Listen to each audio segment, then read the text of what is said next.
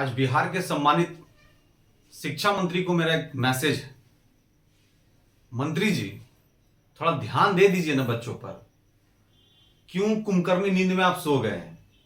क्यों हर बार एक हवाला देते हैं कि कंडिका नंबर 704 कंडिका नंबर 208 के तहत सुप्रीम कोर्ट और हाई कोर्ट का ऑर्डर है और इसके तहत हम इस चीज को बंद करते हैं। अरे थोड़ा सा समझिए मंत्री जी। जो आप हर बार एक बार आकर के एक बात करते हैं ना कि ये तो ये बात था ना, ये तो ये बात था ना, आप जो जिसको बोलते हैं गाना के लयबद्ध में जो आप वर्ड का यूज करते हैं, इसको बंद कीजिए मंत्री जी। पूरा इतिहास आपको बहुत अलग तरीके से डिसाइड कर देगा। पूरे बिहार में अब तक शिक्षा मंत्री जितने बने उनमें से आपका जो काम करने का तरीका है एकदम सही नहीं है, एकदम सटीक नहीं है। आप एक अच्छे पोस्ट पर हैं, आप एक जिसको गरिमामय पोस्ट बोलते हैं, आप बिहार में एक बड़े मंत्री के तौर पर जाने जाते हैं, एक प्रबुद्ध व्यक्ति माने जाते हैं। आपका बैकग्राउंड बहुत तगड़ा रहा है, आप बहुत अच्छी जगह से पहुंचे यहां पर मंत्री बनकर के, और आपका हर बार एक जो है सेंटेंस चेंज हो जाता है। क्यों ऐसा होता है मंत्री जी? आपको क्या पिछला बात जो आप बोलते हैं वो याद नहीं रहता है क्या, या भूल जाते हैं? होता है, जैसे उम्र बढ़ता है तो लोग बात भी भूलते हैं। और आप औरली किसी चीज को क्यों बोलते हैं? सोचिएगा कि तमाम बिहार के बच्चे लगातार परेशान हैं। आपको लगता है कि आपके घर में अगर कोई कैंडिडेट होता ना एसटीईटी का, छठे चरण का, तो तब उसके प्रॉब्लम को आप समझ पाते। और सातवां चरण का तो आप छोड़ ही दीजिए, रोड पर किस तरह से वो त्राहिमाम कर रहा है उसको छोड़ दीजिए। और हम लोग जब शिक्षक इस बात को लेकर के सामने आते हैं इन मुद्दों को, तो आप कहते हैं कि ये लोग क्या करता है, विद्रोहियों को जन्म दे रहा है। अरे विद्रोहियों को जन्म शिक्षक नहीं दे रहा है। शिक्षक सिर्फ इस बात को आगाह कर रहा है कि कम से कम मेरी बात तो आप सुन लीजिए। कौन सा कुंभकर्णी नींद में सो गए हैं जिससे आपको पता ही नहीं चलता कि करना क्या है, नहीं करना है? मंत्री जी समझिए इस बात को, माजरा क्या है। सबसे पहला बात आप समझिए कि छठे चरण के नियोजन में कम से कम 20 टाइम आप नियोजन का तिथि चेंज हुआ है। जब अंतिम समय में छठे चरण के बच्चे पहुंचे हैं तो आप एक हवाला देते हैं कि 17 से 19 के बीएड वाले को चांस देते हैं। आप दीजिए ना, कोई दिक्कत नहीं है, लेकिन आप कोर्ट का डिसीजन जरा बढ़िया से पढ़ लीजिए। कोर्ट का डिसीजन क्या है? आपको सिर्फ कोई ना कोई बहाना चाहिए, और इस बहाने को लेकर के आप लोगों को ये प्रस्तुत करते हैं कि हम तो करना चाह रहे थे लेकिन देखिए कोर्ट ही रोक दिया। हम तो इस वैकेंसी को कंप्लीट कराना चाहते हैं, कोर्ट ही दिक्कत करता है। और ऐसा आप 10-15 बार कर चुके हैं। और ये जो आप कहानी रचे हैं ना, आपको जो विद्यार्थी जो इस दर बदर भटक रहा है ना, इस नियोजन इकाई से उस नियोजन में, हमेशा धिक्कार करेगा कि ऐसे मंत्रियों के पास जिसके पास कोई एक अच्छा प्लान ना हो, ऐसे मंत्री तो बिल्कुल हमें नहीं चाहिए। आप सोचिए कि लगातार एक कैंडिडेट लगातार नियोजन इकाई वार में घूम रहा है, सब जगह अपने फॉर्म को डाल रहा है, सब जगह काउंसलिंग करा रहा है, और बाद में जब वो अंतिम चरण तक पहुंचता है बोलता है कि फिर से एक बार काउंसलिंग होगा। आप ही सोचिएगा कि आप एक बार विधायक जीत जाते हैं और दोबारा फिर एक बार आप जब आपको कहेगा कि नहीं इस बार आप तो विधायक जीत गए, फिर एक बार आपको विधायक का चुनाव लड़ना पड़ेगा। फिर आप विधायक का चुनाव लड़िएगा, फिर जीतिएगा, फिर एक बार विधायक का चुनाव लड़ना पड़ेगा। कितना बुरा लगेगा मंत्री जी, आप नहीं समझ पाइएगा। आप बहुत सम्मानित पद पर रहे हैं, प्रोफेशनली ऑफिसर रहे, हमको तो लगता था आपका कैलकुलेशन बहुत तगड़ा होगा, लेकिन हमको लगता है कि आपका कैलकुलेशन कोई बहुत अच्छा नहीं है। और हम आज जिस भाषा का प्रयोग कर रहे हैं ना, हम सम्मानित टीचर को ऐसे भाषाओं का प्रयोग नहीं करना चाहिए, लेकिन जब गुस्सा आता है ना तो हम भाषा के लयबद्ध में नहीं रह पाते। हमें पता ही नहीं चलता कि हम कौन सा भाषा का प्रयोग कर रहे हैं। हम शुद्ध हिंदी बोल रहे हैं, शुद्ध उर्दू बोल रहे हैं, फारसी बोल रहे हैं, अंग्रेजी बोल रहे हैं। हमको लगता है कि हम जेन्युइन भाषा बोले, नेचुरल भाषा आपसे करें। आप सबसे पहले मेरी बात को सुन लीजिए।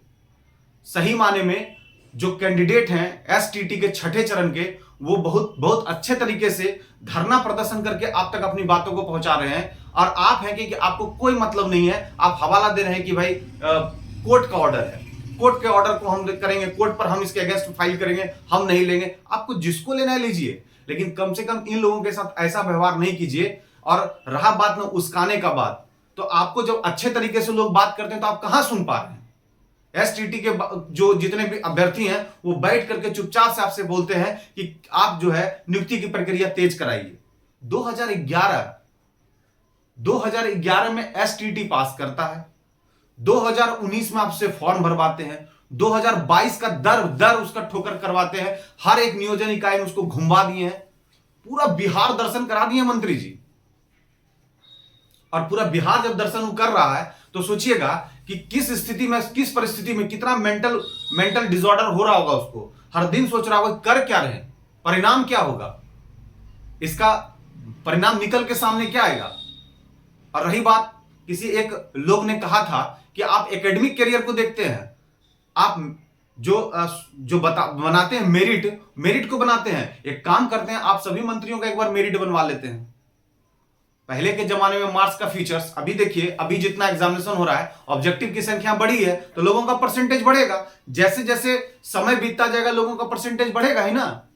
तो आपका आप जो परसेंटेज के आधार पर ये पूरा आडंबर रचे हैं, आप क्यों नहीं, आपको क्या दिक्कत है? अगर मेरी इस बात को मान लीजिए और एसटीटी वाले को कम से कम छठे चरण पर ये लागू कर दीजिए, आप सेंट्रलाइज वैकेंसी क्यों नहीं करा लेते हैं? आप निकालिए कि सीटों की संख्या, सोशल स्टडी में सीटों की संख्या पूरे बिहार में कितना है, जनरल का कितना होगा, ईडब्ल्यूएस का कितना होगा, ओबीसी महिला का कितना होगा, ओबीसी का कितना होगा, ईबीसी का कितना होगा, और उस तरह से सभी से 5-5 डिस्ट्रिक्ट का आप मांग लीजिए ऑप्शन। और टॉप जो बच्चे करते हैं उसको अगर 5 में से डिस्ट्रिक्ट मिलता है तो ठीक है, नहीं तो किसी डिस्ट्रिक्ट में दे दीजिए। नौकरी मांग रहा है, जिला नहीं आपसे मांग रहा है। और आप हैं कि आप गांठ बांध करके बैठे हुए हैं कि हमको नौकरी देना ही नहीं है, खाली इसको गोल गोल घुमाना है। गोल गोल घुमाना बंद कीजिए।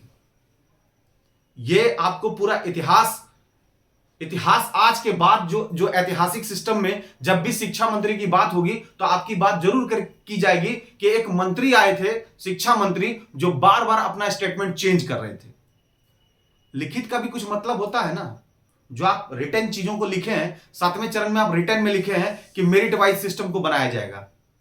अगर आपको लगता है कि नहीं क्वालिफाइड को भी लेना चाहिए तो आप लीजिए दोनों को, मेरिट को भी लीजिए, क्वालिफाइड को सीट बढ़ा करके दोनों को लीजिए। वो लोग को क्या किया, आंदोलन पर आप सिस्टम में ला दिए हैं, आंदोलन करते जा रहा है। क्योंकि देखिए मनसा आपका क्या है ना कि छठा चरण क्लियर करेंगे नहीं, 7वां चरण नौकरी का डिमांड करेगा नहीं। अगर 7वां चरण करेगा तो हमेशा उसको बोलेंगे कि देखिए अभी तो छठा चरण फंसा हुआ है, तो 7वां चरण हम कैसे करा सकते हैं। और आपको नौकरी अगर देना होता, आप तत्परता आप में होती तो शायद। और आप क्या किए हैं कि सारे बिहार में जितने लोग एसटीटी में पार्टिसिपेट किए सबको एक ठोक कागज दिलवा रहे हैं। ये झुंझुना देना बंद कीजिए। ये जो आप झुंझुना बांट रहे हैं ना, ये झुंझुना से किसी को कुछ मिलने वाला है नहीं। यहां लोग नौकरी की तलाश में है और आप उसको कागज पर कागज दे रहे हैं ताकि एक माहौल क्रिएट कर दें। आपको यह समझ में आ रहा है कि जो प्राइमरी स्कूल और मिडिल स्कूल में जिनकी नियुक्ति कराए हैं, कल उसका हाई स्कूल में होगा तो वो सीट खाली होगा कि नहीं?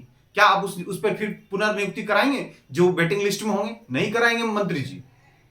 आप जो है ना बस सीटों की संख्या दिखाएंगे, यहां 40,000, यहां 34,000, लेकिन आप पूर्ण रूप से नियुक्ति की प्रक्रिया नहीं कराएंगे क्योंकि आपके मन में नियुक्ति कराने की प्रक्रिया है ही नहीं। अपॉइंटमेंट का सिस्टम आपके दिमाग में नहीं चल रहा है।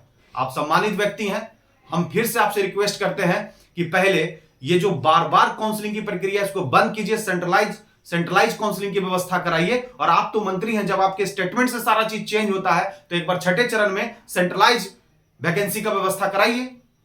सभी जितने भी आप आवेदक हैं सबसे आप ऑनलाइन सिस्टम मांगिए और उसका एक रैंक बनाइए कि पूरे बिहार में कितने सीट हैं, उसे 5 ऑप्शन मांगिए कि टॉप 5 डिस्ट्रिक्ट का आप दीजिए। अगर उस रैंक में आते हैं तो उनका चयन हो जाएगा।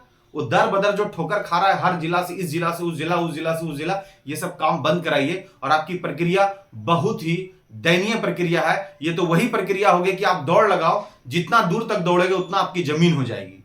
आज उसी क्रम में सब लोग लगे हुए हैं। और जब आपको हर बार आप कोई खाने के मूड में आता हो कि अब मुझे भोजन प्राप्त होगा, उसका थाली आप दूर कर देते हैं। ये तो मृग मरीचिका करवा रहे हैं, मिराज। लोग दौड़ रहे हैं और टोटल इंटरनल रिफ्लेक्शन से वो चीज दूर जा रहा है। लग रहा है कि भाई अब तो हमसे दूर होता जा रहा है, पानी मिल ही नहीं रहा है। ये काम बंद कराइए, सेंट्रलाइज वैकेंसी का व्यवस्था कराइए, कोर्ट केस का सिस्टम हटाइए, जिसकी नियुक्ति करानी कराइए। आप इसका हवाला दे करके बार बार इस वैकेंसी को बंद मत कराइए। ये जो है जिस तरह से आप लोगों को प्रताड़ित कर रहे हैं और आप चुपचाप से बैठ करके चिवा चिवा करके बातों को बोलते हैं, एकदम लगता है कौन सा चवा चवा के बात करते हैं कि ऐसा हम नहीं ना, सब ये देखते चयन प्रक्रिया है ना, आप नहीं ना जानते। अरे सब जानता है, ये जो चयन प्रक्रिया इस तरह का आप घुमा घुमा के बात करते हैं, ये सारे लोगों को समझ में आता है। मंत्री जी थोड़ा सा आप समझ जाइए, आप एक सम्मानित व्यक्ति हैं, अपने सम्मान को मेंटेन करने के लिए अगर देखिए झोल है किसी चीज में, तब तो हमारे बोलने से कोई फायदा नहीं है। पूरा सिस्टम को एकदम उलट पुलट करके रखे हैं, कॉम्प्लेक्स बना के रखे हैं, तो हमारे बोलने से कोई फायदा नहीं। हमारे क्या, हमारे बाद भी कोई बोलेंगे तो कोई फायदा नहीं है, आंदोलन भी करेंगे तो कोई फायदा नहीं है, क्योंकि अगर चीजों को उलझा दिए हैं। लेकिन अगर आपकी मंशा है कि बिहार में बेहतर लोग, और ये चयन प्रक्रिया जो है, जो मेरिट में आई है, फिर जो क्वालिफाइड है, जो भी आपको लगता है, वो चीजों को क्या कीजिए, उसका एक जंक्शन बनाइए। पता है आपका लेटर अब तक कितना निकला होगा, काउंट डाउन करवा लीजिएगा कि विभागीय लेटर कम से कम 40 से 50 बार निकला होगा। कभी कुछ निकालते हैं, कभी कुछ निकालते हैं, एकदम तुगलकी फरमान बना दिए भाई। कुछ समझ में नहीं आता कि आप करना क्या चाहते हैं। छठा चरण को तो ऐसा उलझाए हैं कि लोगों को तो जीवन दान कर देना पड़ेगा। आपको समझ में नहीं आ रहा होगा कि कोई आदमी एक जगह जाकर के काउंसलिंग कराता है तो गाड़ी लेके कितना तेजी से दूसरे जगह काउंसलिंग कराने भागे। अगर बीच में कुछ हो गया ना मंत्री जी, आपको कहां से पता चलेगा? आपके यहाँ कैंडिडेट नहीं होगा। आप यहां चुपचाप से जो ऐसे करके बैठते हैं ना, उसी में आपको पता नहीं चलता है। एक बार जनता के साथ जाइए, जनता के समस्याओं को समझिए, और खासकर उनकी समस्याओं को समझिएगा कि जिनके माता पिता लगातार वेट कर रहे हैं कि जाकर के इसकी चयन प्रक्रिया हो जाएगी। बाकी तो आप समझदार हैं, हम जैसे लोग आपको क्या समझाएंगे, लेकिन अगर आप समझ गए होंगे तो कम से कम प्रक्रियाओं में बदलाव लाइए और कुछ बदलाव का एक मंजर बनाइए, और वो बदलाव का मंजर ऐसा बनाइए ताकि सदियों आपको याद करे कि नहीं, एक शिक्षा मंत्री थे जिनके द्वारा किए गए कार्य काफी बेहतरीन थे, और उनके कार्यकाल में होने वाले जो भी सिचुएशन उन्होंने बहुत अच्छे तरीके से टैकल किया। और रही बात एडमिनिस्ट्रेशन का, तो एडमिनिस्ट्रेशन आप नहीं कुछ कीजिएगा तो एडमिनिस्ट्रेशन अपने तरफ से क्या इनिशिएटिव लेगा? एडमिनिस्ट्रेशन तो एडमिनिस्ट्रेशन है, बेचारे एडमिनिस्ट्रेशन भी झूठे हो जाते हैं, कभी कुछ स्टेटमेंट देते हैं, वो स्टेटमेंट चेंज हो जाता है। जग जाइए, थोड़ा कुछ उद्धार कीजिए।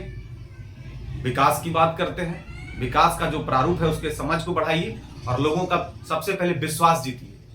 डेमोक्रेसी में, लोकतंत्र में विश्वास ही नहीं जीत पाएंगे ना, तो कभी कोई अस्थाई नहीं रहा। अमृत तो कोई प्राप्त करके नहीं आया इस पृथ्वी पर। और जो आपकी प्रक्रिया है ना, हर लोग अब समझ चुका है। आप कितना भी झिलफिला करके पेपर में बड़ा बड़ा चीजों को डालेंगे कि विकास ये किए, विकास वो किए, हम उससे भाग नहीं रहे। विकास की अवधारणा चली है, लेकिन जो आपकी प्रक्रियाएं हैं, जो आपका प्रोसेसिंग चल रहा है, वो कहीं से जायज नहीं है। इसलिए हम चाहते हैं कि प्रक्रिया को बदलिए, और एक दिन के अगर आप कभी आपको लगेगा ना कि इसको फॉरवर्ड कीजिए, जितने लोग उसको फॉरवर्ड किसी तरह से ये मंत्री तक पहुंचे और एडमिनिस्ट्रेशन तक पहुंचे, हमें दीजिए प्रक्रिया का व्यवस्था। हम 3 से 4 दिन के अंदर पूरी प्रक्रिया कंप्लीट करा के दिखा देते हैं। लेकिन मनसा होगी प्रक्रिया को कंप्लीट कराने में तब। अगर मनसा ही नहीं है तब तो आपके पास एक नंबर बहाना आ रहा है कि भाई ये केस कोर्ट केस हो गया, अब हम क्या कर सकते हैं? हम तो चाहते थे आपकी नियुक्ति हो जाए। बहुत प्रक्रिया कर रहे हैं। जय हिंद, जय भारत।